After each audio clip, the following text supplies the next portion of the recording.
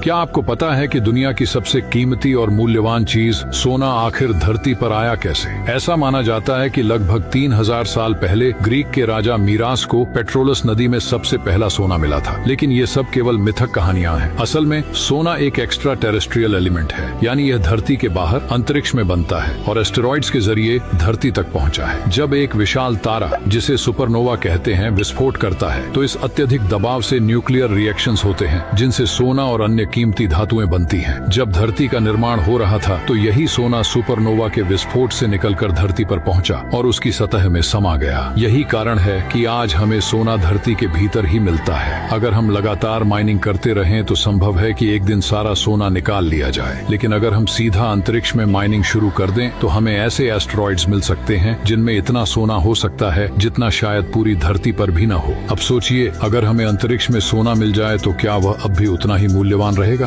अगर अंतरिक्ष में शौच करते समय जरा सी भी गलती हो जाए तो उनका पेशाब और मल पूरे अंतरिक्ष में तैरने लगेगा। सोचिए कितनी अजीब और मुश्किल स्थिति होगी। इसी समस्या को हल करने के लिए नासा ने $10 मिलियन के टाइटेनियम टॉयलेट्स बनाए हैं। लेकिन सवाल यह है कि अंतरिक्ष यात्री इन हाईटेक टॉयलेट्स का इस्तेमाल कैसे करते हैं? पेशाब के लिए एक खास सक्शन पाइप होता है जो पुरुषों और महिलाओं के लिए अलग अलग डिजाइन किया गया है। इसे चालू करने के लिए बस एक बटन ऑन करना होता है। यह पाइप वैक्यूम क्लीनर की तरह काम करता है, पेशाब को खींचकर फिल्ट्रेशन बैग में जमा करता है और चूंकि अंतरिक्ष में पानी बहुत लिमिटेड होता है तो इसी पेशाब को फिल्टर करके पीने लायक पानी में बदल दिया जाता है। अब शौच की बात करें तो 5 इंच चौड़े खास पाइप का इस्तेमाल होता है। अंतरिक्ष यात्री इसे अपने शरीर से लगाते हैं और जमीन पे लगे स्ट्रैप्स से खुद को बैलेंस करते हैं और फिर वैक्यूम मल को खींचकर एक वेस्ट कंटेनर में जमा कर देता है और जब यह कंटेनर भर जाता है तो इसे स्पेस स्टेशन से बाहर पृथ्वी के एटमॉस्फेयर में जला दिया जाता है। क्या आप यकीन करेंगे, वैज्ञानिकों ने एक ऐसी बैटरी बना ली है जो हमारी पूरी इंसानी सभ्यता से भी ज्यादा लंबे समय तक चलती रहेगी। यूके की एक रिसर्च टीम ने दुनिया की पहली डायमंड बैटरी तैयार की है जो हजारों सालों तक ऊर्जा देती रहेगी। इसकी ऊर्जा का राज है कार्बन 14, एक रेडियो एक्टिव आइसोटोप जो बीटा पार्टिकल्स यानी तेज गति वाले इलेक्ट्रॉन्स छोड़ता है। जब ये इलेक्ट्रॉन्स सेमीकंडक्टर से टकराते हैं तो बिजली बनती है, कुछ वैसे ही जैसे एक मिनी सोलर पैनल, लेकिन सूरज की रोशनी की बजाय यह रेडिएशन का इस्तेमाल करता है। इस बैटरी की सबसे बड़ी खासियत है कार्बन 14 का हाफ लाइफ जो 5700 साल है, यानी यह बैटरी हजारों साल तक ऊर्जा देती रहेगी। हालांकि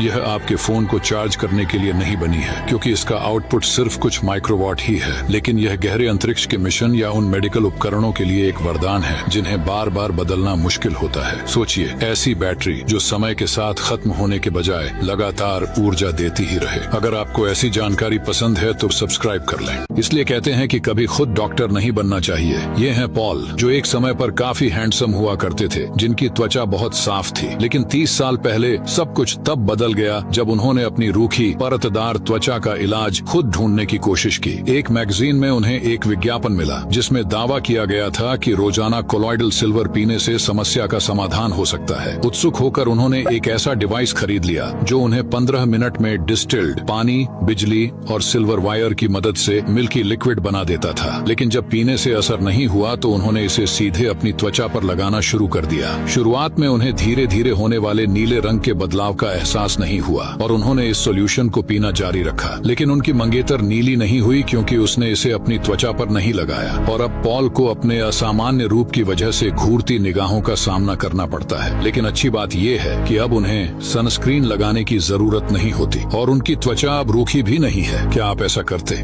एक पागल साइंटिस्ट ने इस बिल्ली पर ऐसा खतरनाक एक्सपेरिमेंट किया जिससे उसकी बॉडी खुद लाइट जनरेट करने में सक्षम हो गई। South Korean scientist doctor Kong ने जेनेटिक इंजीनियरिंग से एक प्रेग्नेंट कैट के एम्ब्रियो में जेलीफिश में पाए जाने वाले ग्लो करने वाले प्रोटीन को इंसर्ट किया। जब उस कैट के बच्चे पैदा हुए तो उनकी बॉडी जेलीफिश की तरह चमकने लगी। लेकिन इस एक्सपेरिमेंट की खौफनाक बात यह थी कि इसमें एक जीव के जीन को दूसरे जीव की बॉडी में ट्रांसफर किया गया था और ये कोई पहली बार नहीं हुआ था। इससे पहले भी कई कैट्स, डॉग्स, चूहे और यहाँ तक कि इंसानों पर भी जीन एडिटिंग का इस्तेमाल किया जा चुका है। इन एक्सपेरिमेंट्स का मकसद इंसानी बॉडी में न्यूट्रिशनल या अन्य मॉडिफिकेशन करना था। भविष्य की कल्पना कीजिए जहां जेनेटिक इंजीनियरिंग के जरिए सुपर ह्यूमंस बनाए जाएंगे। वो इंसान जिनकी न सिर्फ फिजिकल क्षमताएं बढ़ाई जा सकती हैं बल्कि उनका दिमाग भी मॉडिफाई करके उन्हें एक इंटेलिजेंट और एडवांस्ड स्पीशीज में बदल दिया जाएगा। सवाल ये है, क्या ऐसा एक्सपेरिमेंट्स इंसानों को करना चाहिए? आपकी क्या राय है?